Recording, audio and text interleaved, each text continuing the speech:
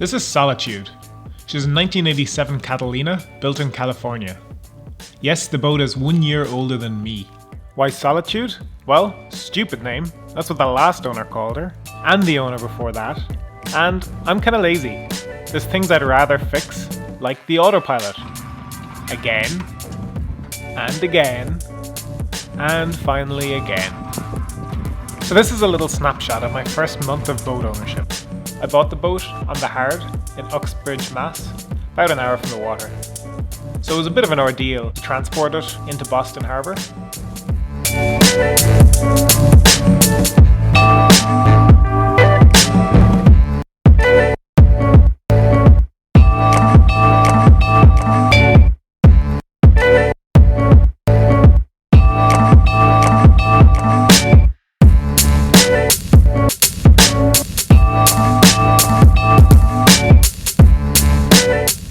Thankfully the transport company knew how to step or put up a mast because I had no idea.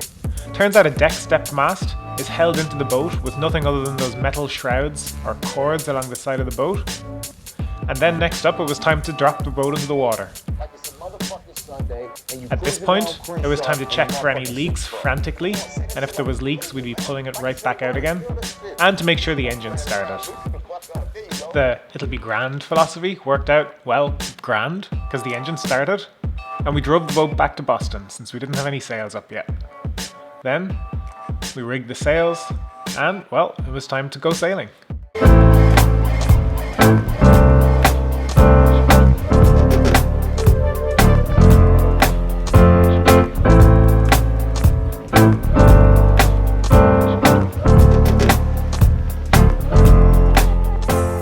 A stop at Spectacle Island one night provided the perfect opportunity for a swim. And you give me a platform over water, the first thing I think of is how can I jump off of this? You squeezed his eyes, touched down on me, trying to use me up, but I never had a Midas touch.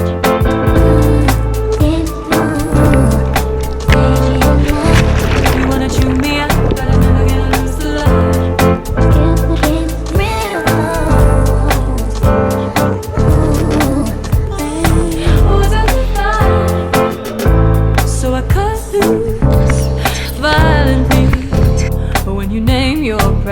It only heightens. I never believed what you sold to me.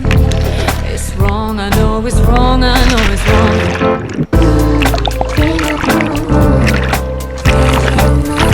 Magnify you all, you're only frightened.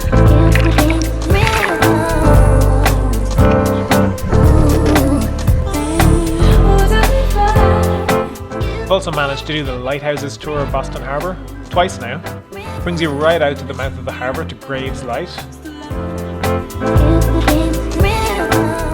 Graves was built in 1905. It's privately owned. Pretty cool, but it's no fast boat.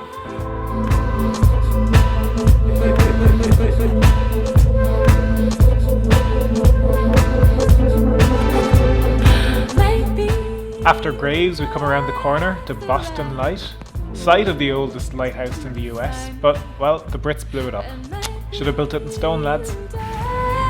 The dime to entice me.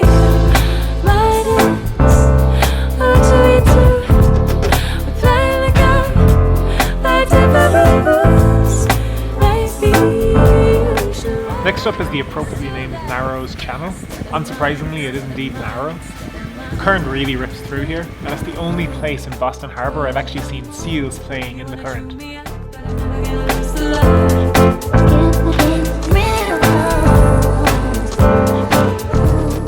The channel also passes by Lovell's Island, a place with a nasty habit of wrecking ships.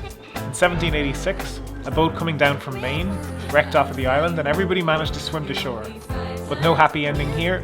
It is, after all, December in New England when this happened, and, well, they all froze to death. Probably should have continued on to Florida.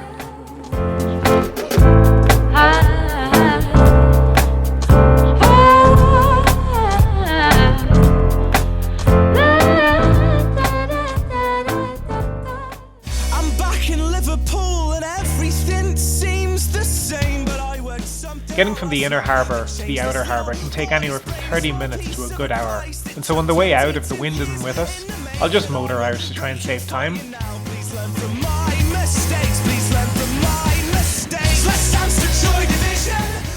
Coming back at night, we're usually in no hurry and under sail, and it gives these fantastic sunsets over the city.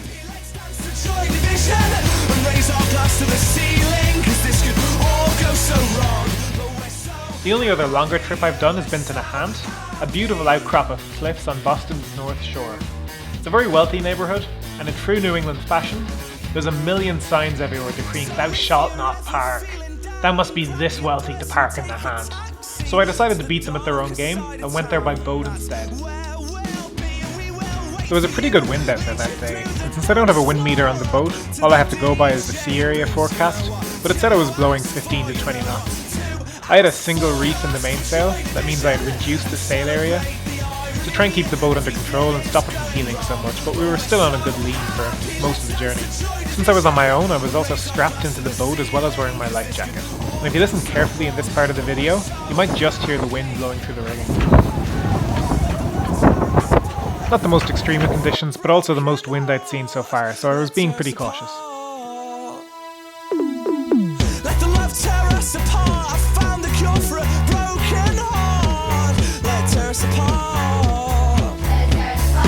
So let the love tear us apart. I found the cure for a broken heart. Let it tear us apart. The boat is moored in Boston's inner harbour, right downtown in front of the apartment we live in. It's a fantastic location to keep a boat, but it also comes with a pretty hefty price tag. So that's been it for the first month of boat ownership. Next week, over the long weekend, we're planning a trip to Provincetown on the tip of the Cape. That's a 50 nautical mile trip. Of course, it depends on us getting good weather for the journey. More on that soon. Let's dance to Joy Division and celebrate the